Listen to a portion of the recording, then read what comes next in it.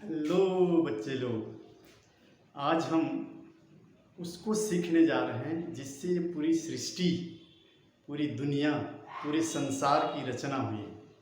वैसे तो पूरी सृष्टि, पूरी ब्रह्मांड ऊर्जा और पदार्थ से मिलकर के बना है। आज हम पढ़ने जा रहे हैं पदार्थ के बारे में। इस दुनिया में आप जो कुछ भी वस्तुएं देखते हैं उसे हम अपने विज्ञान के शब्द में पदार्थ या द्रव्य या मैटर कहते हैं। सामान्य शब्दों में जिसे हम वस्तु, सामान कहते हैं, उसी को हम पदार्थ या मैटर कहते हैं। द्रव्य या पदार्थ हिंदी में और इंग्लिश में मैटर कहा जाता है। और सही परिभाषा भी हम जान लें कि द्रव्य या पदार्थ किसे कहा जाता है। ऐसा वस्तु जो स्थान घेरता है। ये जो स्वतंत्र आकाश है, त्रिविमीय आकाश है हमारा, खुला जगह, इस खुले जगह में जो स्थान घेरता है जिसे हम कहते हैं उसका आयतन। तो जो स्थान घेरता हो और जिसका कुछ द्रव्यमान हो, सामान्य शब्दों में हम जिसको वजन बोलते हैं। बड़े वस्तुओं के लिए वजन बोल दिया जाता है और बहुत सूक्ष्म कणों के लिए उसको द्रव्यमान कहते हैं। तो ऐसा वस्तु जिसका द्रव्यमान हो और जो स्थान घेरता हो उसे द्रव्य या पदार्थ कहा जाता है। तो शुरुआत में जब वैज्ञानिक सोच बढ़ने लगी और वैज्ञानिकों के मन में आने लगा कि जो कुछ भी हम देख रहे हैं, पदार्थ कह रहे हैं, इसको हम अपने 5 ज्ञानेंद्रियों से भी किसी न किसी एक से अनुभव कर सकते हैं। द्रव्यमान और स्थान घेरने के साथ साथ यदि हम उसे 5 ज्ञानेंद्रियों से भी किसी एक या 2 से अनुभव कर सकते हैं तो उसे द्रव्य कहते हैं। ये एक दूसरी परिभाषा हम कह सकते हैं। हमारे 5 ज्ञानेंद्रियां कौन कौन सी होती हैं? आँख, कान, नाक, जीभ और त्वचा। तो इन 5 में से किसी 1, 2 या 3 ज्ञानेंद्रियों से यदि हम जिस वस्तु का अनुभव कर सकते हैं उसे ही पदार्थ कहा जाता है। कुछ वस्तुओं को देख सकते हैं आँखों से, कुछ का स्वाद ले सकते हैं, जीभ्या से उसको हम स्वाद लेकर के चख सकते हैं, और कुछ को सूंघ सकते हैं नाक के द्वारा। ठीक है, तो ये वस्तुओं को आँख से देखा जा सकता है, नाक से उसकी खुशबू एहसास किया जा सकता है, स्वाद ले सकते हैं हम जीभा से। और जैसे हवा है, हवा को हम अनुभव करते हैं, हमारी त्वचा से जब वह टकराती है तो हमको एहसास होता है। तो इस तरह से 5 ज्ञानेंद्रियों में से किसी न किसी एक या एक से अधिक से जब हम उसे अनुभव या महसूस कर सकते हैं तो उसे हम पदार्थ कहते हैं। ठीक है, तो इसी पदार्थ का जब शुरुआत में वर्गीकरण किया गया तो सबसे पहले उनकी अवस्था के आधार पर ही ऐसा पदार्थ जो कठोर है, जिसका आकार, आयतन, आकृति, शेप, साइज, ज्योमेट्री और इसका वॉल्यूम फिक्स होता है, उससे कह दिया गया ठोस। आप सब इसका एग्जाम्पल जानते हैं। जो कुछ भी आप अपने घर में और आसपास देखते हैं, खिड़की, दरवाज़ा, कागज, पेन, कलम, पत्थर, मिट्टी, धातु से बनी हुई वस्तुएं, इस सब के सब जिनका आकार, आकृति, ज्योमेट्री, शेप, साइज, आयतन सब फिक्स है, जैसा बना दिया गया उसमें चेंज नहीं होता है, अपने आप चेंज नहीं होता है ना। उसको तोड़ दोगे वो अलग मैटर है, उसको हम कहते हैं ठोस। ऐसा क्यों होता है? बनने वाले जो कण होते हैं वो एक दूसरे से एकदम पास आकर के बिल्कुल सटे रहते हैं, उनके बीच जरा सा भी जगह या स्पेस नहीं होता है, जिसकी वजह से वो उनमें कोई प्रकार का और आकृति, आयतन में कोई चेंज नहीं आता। तो ऐसे पदार्थ को कह दिया गया ठोस। अब उसके बाद फिर दूसरे प्रकार की वस्तुएं देखी गई जो कि तरल हैं, बहने का गुण था, और जिनका आयतन फिक्स था परंतु जिसका आकृति, आकार, ज्यामिति ये सब बदल रहा था। जिस भी प्रकार के पात्र में उसको हम रख देते हैं तो वो उसी आकृति का बन जाता है। ऐसे पदार्थ को कह दिया गया द्रव, लिक्विड, है कि नहीं। दूध, पानी, तेल, जितने भी ये तरल पदार्थ हैं उनका आयतन तो फिक्स होता है। यदि 1 लीटर है तो वो 1 लीटर ही रहेगा, लेकिन उसकी आकृति, आकार, ज्यामिति आपके पात्र के हिसाब से बदल जाता है। आप यदि देखेंगे तो दूध वाला अगर दूध लेकर के आता है तो एक बेलनाकार बड़ा सा एक पात्र में लेकर आता है तो वो बेलनाकार में हो जाता है। आपको जब कोई दूध, अमूल का दूध लेकर के आते हैं तो वो एक घनाभ आकार में होता है, इतना एक घनाभ पात्र में होता है। इसके बाद यदि आप दूध को किसी बॉटल में लेते हैं तो बॉटल का आकृति ले लेता है। यदि दूध वाले से आप किसी कढ़ाईनुमा आकार में ले लेते हैं तो वो उसका अर्धगोलाकार आकार में आ जाता है। तो इस तरीके से कोई भी आकार और आकृति ले लेने वाले पदार्थ को द्रव कहा गया, लिक्विड कहा गया। उसका आयतन फिक्स होता है। 1 लीटर है तो हमेशा 1 लीटर ही रहेगा, या यदि आप उसके पात्र से उसका आयतन निकालना चाहें तो जिस भी पात्र में है उसके आयतन के सूत्र से आप निकाल सकते हैं। बेलनाकार में रखेंगे तो बेलन के आयतन से निकालेंगे, घनाभ आकार में रखेंगे तो घनाभ के आयतन के सूत्र से निकालेंगे, घन के आकार में तो घन के आकार में सूत्र में रखेंगे, यदि गोल आकार, गोले का आयतन के सूत्र से आप निकालेंगे तो सभी में उसका आयतन हमेशा बराबर आएगा। उनके फार्मूले अलग अलग रहेंगे, लेकिन कैलकुलेशन करोगे तो सबका आयतन वही आएगा। उसके लिए ये जरूरी है कि वो पूरी तरह से जहाँ तक वो भरा है उतने तक का ही आपको उसमें फार्मूला में पुट करना है। तो सामान्य शब्दों में आप ये समझ सकते हैं कि उसका आयतन 1 लीटर है तो सब में 1 लीटर रहेगा, और यदि 2 लीटर है तो 2 लीटर रहेगा, लेकिन आकार, आकृति और ज्यामिति ये हमेशा उसका चेंज होता रहेगा। तो ऐसे पदार्थ को द्रव कह दिया गया। और अब एक तीसरी ऐसे पदार्थ देखा गया या अनुभव किया गया जिसका ना तो ज्योमेट्री, शेप, साइज, ना वॉल्यूम, कुछ भी फिक्स नहीं था, ना तो आकार, आयतन, आकृति कुछ भी फिक्स नहीं है। जैसे भी आकार में डाल दो उस आकार को जाएगा, जितना भी बड़ा आयतन दे दो उतना जगह ले लेगा। आयतन का मतलब होता है घेरा गया स्थान। तो उसको कहा गया गैस। गैस का आप देखे होंगे, एक छोटे से बैलून में आप भर देंगे, उस बैलून को फोड़ देंगे तो उसके भीतर की जितनी गैसें हैं वो पूरे कमरे में फैल जाएंगे, मतलब कमरा का आकार ले लेते हैं। और उसको आप गुब्बारे को में भरे हुए गैस को आप दबाएंगे तो देखिएगा वो कोई भी आकृति, कोई भी आकार का वो बन जाता है। तो क्योंकि यहाँ पर उससे गैस के जो कण होते हैं वो इतने दूर दूर होते हैं कि उसको आप किसी भी प्रकार के दबा करके कम आयतन वाले आकृति में ला सकते हैं, और उनको प्रेशर कम कर देंगे तो वो दूर दूर जा कर के कोई भी आकृति या कोई भी आकार ले लेते हैं। तो ठोस में बिल्कुल जगह नहीं होता है, उनके कणों के बीच एकदम फिक्स रहते हैं, हिल नहीं सकते, इसलिए आकृति, आकार, ज्यामिति, आयतन सब फिक्स है। द्रव में थोड़ी सी स्पेस रहता है, वो एक दूसरे के सापेक्ष थोड़ा मूवमेंट कर सकते हैं, इधर उधर एडजस्ट हो सकते हैं, इसलिए वो कोई भी आकार, आकृति, ज्यामिति ले सकते हैं, लेकिन आयतन फिक्स होता है।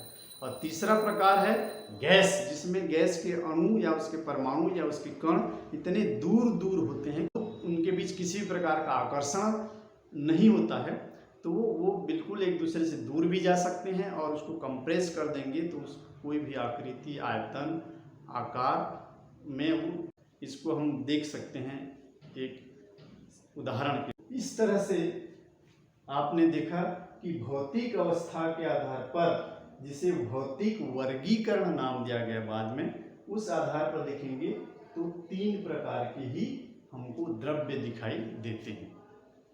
फिर धीरे धीरे उनके आंतरिक गुणों का भी अध्ययन किया गया।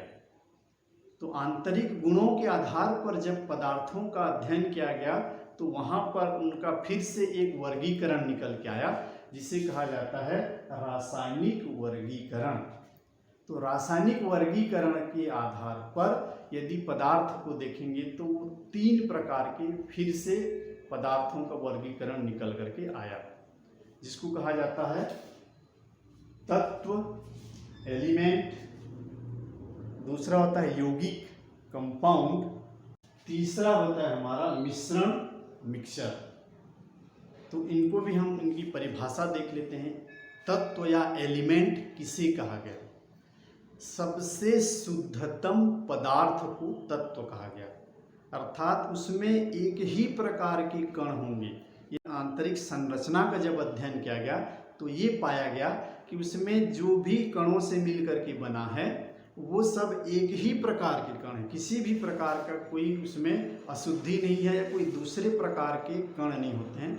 तो सबसे प्योरेस्ट फॉर्म ऑफ मैटर जो होता है वो होता है एलिमेंट।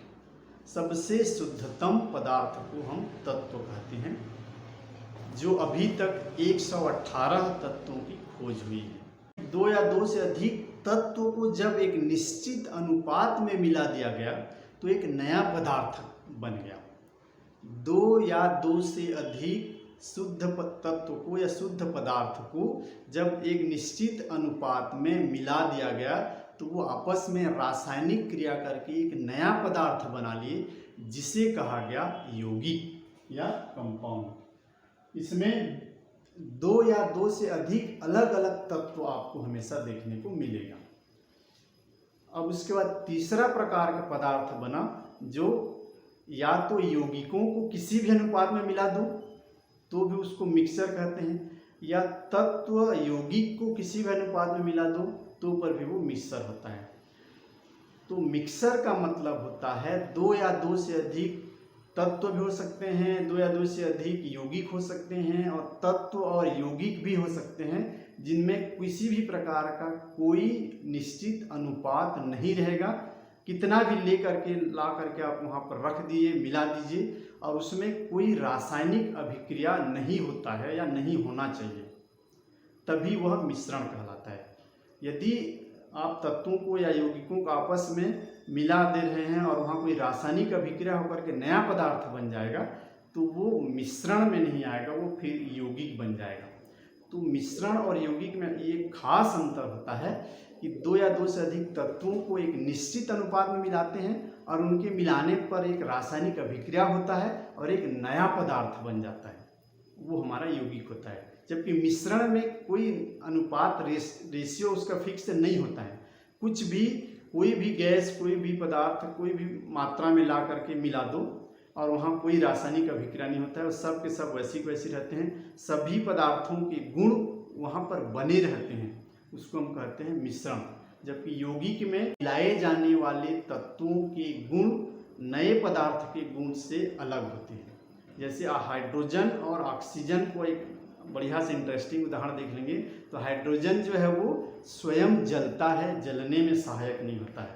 ऑक्सीजन जलने में सहायक है, स्वयं नहीं जलता है, लेकिन दोनों को एक निश्चित अनुपात में जब मिलाते हैं तो वो पानी बन जाता है। तो अब वो आग बुझाने का गुण हो जाता है, तो वहाँ जलने या जलाने का गुण खत्म हो जाता है। एक सामान्य भाषा में आपको समझा रहे हैं। तो इस तरीके से यौगिक बन जाने पर उन अवयवी तत्वों के गुण नष्ट हो जाते हैं और नए पदार्थ का नया गुण आ जाता है। तो इस तरीके से रासायनिक गुण के आधार पर देखा गया तो 3 प्रकार के फिर से पदार्थ का वर्गीकरण निकल के आया: तत्व, एलिमेंट, यौगिक, कंपाउंड, मिश्रण, मिक्सर। अब देखिए, ये देखा गया कि ये तत्व भी फिर से 3 प्रकार के भौतिक अवस्थाओं में पाए गए। तो हम ये कह सकते हैं कि तत्व 3 प्रकार के भौतिक अवस्थाओं में होते हैं।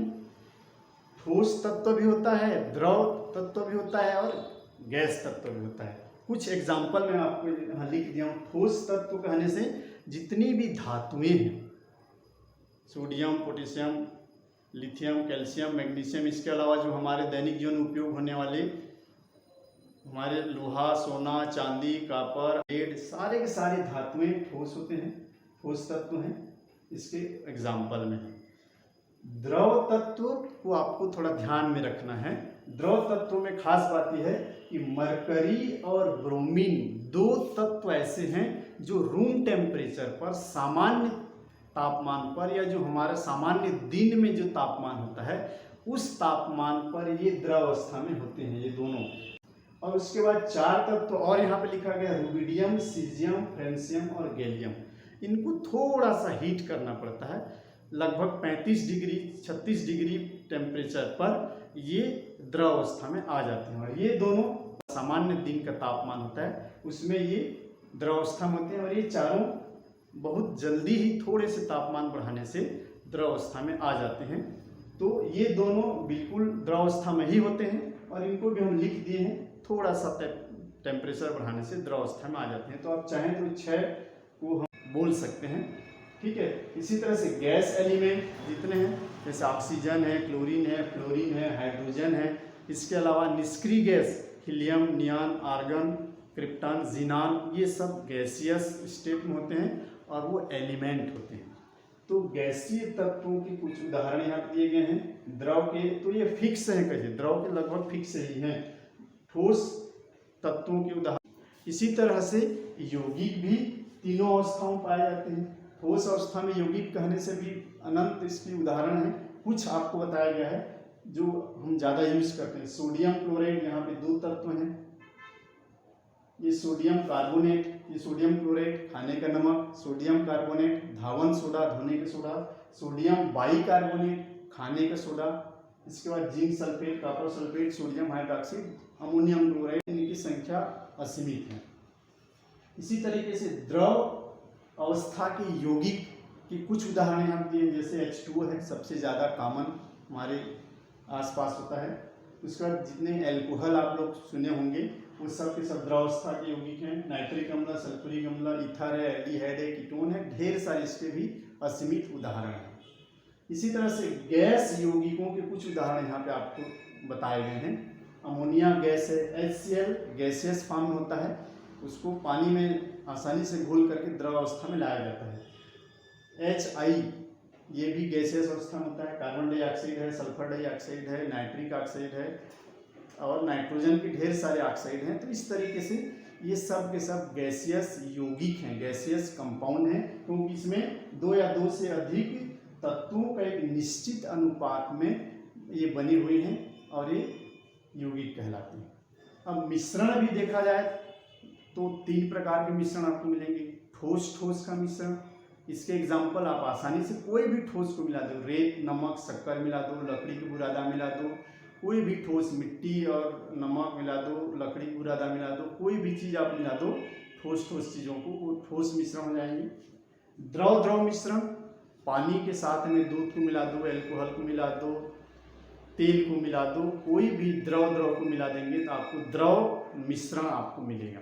इसी तरीके से गैसों का मिश्रण, गैसियस मिक्सचर होता है, जिसमें सबसे कॉमन एग्जाम्पल है हवा या वायु, जिसमें ढेर सारे गैस होते हैं और उसमें सबसे ज़्यादा मात्रा में आपको पता होगा नाइट्रोजन गैस है 78%, उसके बाद लगभग 21% ऑक्सीजन गैस है, उसके बाद कुछ अक्रिय गैसें हैं, उसके बाद कार्बन डाइऑक्साइड है, कुछ सल्फर डाइऑक्साइड है, प्रदूषित गैसें हैं और जल वाष्प होते हैं। तो ये सब जो है वो मिश्रण बनाते हैं जो वायु के नाम से हम जानते हैं, वायु कहते हैं।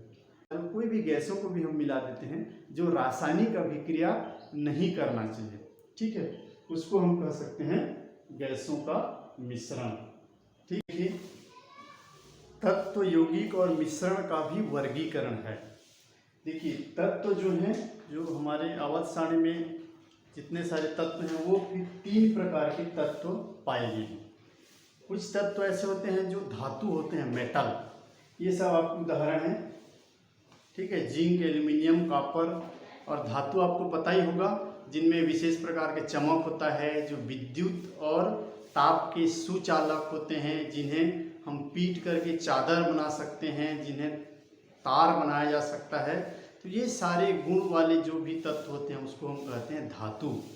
और दूसरा है अधातु, जिनमें धातु के कोई गुण नहीं होते हैं, जो भंगुर होते हैं, जिसे आप चादर या तार नहीं बना सकते, विद्युत और कुचालक होते हैं और किसी प्रकार की कोई चमक नहीं होती है। इसमें कुछ अपवाद होते हैं, उसको अभी हम उस पर नहीं जा रहे हैं।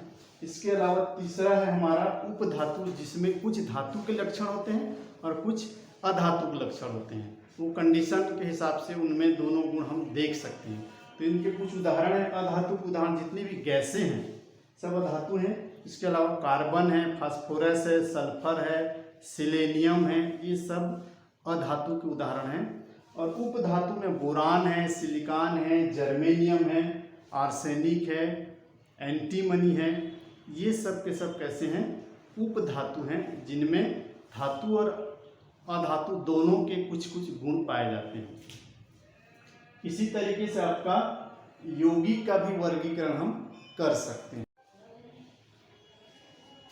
यौगिक के फिर दो प्रकार हैं, कार्बनिक यौगिक और अकार्बनिक यौगिक।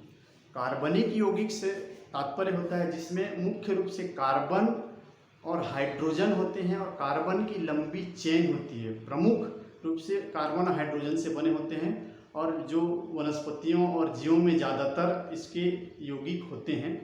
तो ये सब हमारे कार्बनिक यौगिक हैं। कार्बनिक यौगिक के उदाहरण हम कार्बोहाइड्रेट, प्रोटीन, वसा, इसके अलावा जितने भी हम लोग यहाँ देख रहे हैं, ये एल्कोहल हो गया, ईथर हो गया, एल्डिहाइड हो गया, कीटोन हो गया, ये सब कार्बनिक यौगिक के उदाहरण हैं। और कार्बनिक यौगिक जिसमें कार्बन या होता है तो सिर्फ एक परमाणु रूप में होता है या तो फिर कार्बन नहीं होता है, और ये अजैविक पदार्थों में पाए जाते हैं। अकार्बनिक यौगिकों के जो उदाहरण हैं वो हमारे ये सब हैं, सोडियम क्लोराइड, ये जितने भी दिख रहे हैं सब के सब कुछ उदाहरण हैं अकार्बनिक यौगिकों। अब आगे बढ़ते हैं तो मिश्रण के भी हम वर्गीकरण देख सकते हैं, समांगी मिश्रण और विषमांगी मिश्रण।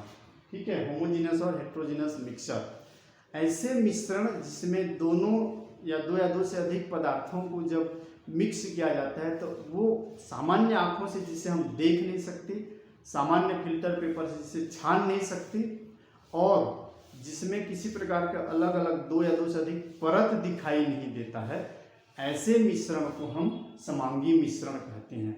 हर परत पर अधिक पदार्थ एक दूसरे में पूरी तरह से मिले हुए होते हैं, हर परत में एक जैसे उनमें अनुपात होता है, उनमें मिश्रण होता है, उसको हम कहते हैं समांगी मिश्रण।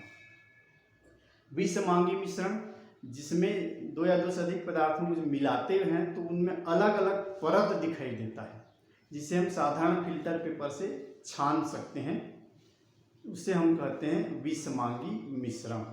समांगी मिश्रण का उदाहरण आपका जितना भी नमक का पानी में मिश्रण हो गया या शक्कर का पानी में मिश्रण हो गया या द्रव भी हो सकता है, दूध और पानी के मिश्रण हो गया, ये सब के सब हमारे दूध और अल्कोहल का मिश्रण हो गया, ये सब के सब हमारे द्रव ये समांगी मिश्रण के उदाहरण है। विषमांगी मिश्रण में आप जैसे पानी में रेत को डाल दिए, पानी में लकड़ी के या कोई भी अघुलनशील पदार्थ को डाल दिए, पानी में तेल को मिला दिए, तो इस तरह से दो या दो से अधिक पदार्थों को मिलाते हैं जो कि उसमें मिक्स नहीं हो पाते हैं, अलग अलग परत दिखाई देगा आपको सामान्य आँखों से, और जिसे हम सामान्य फिल्टर पेपर से जिसे हम छान सकते हैं, तो वो सब के सब हमारे विषमांगी मिश्रण के उदाहरण होते हैं।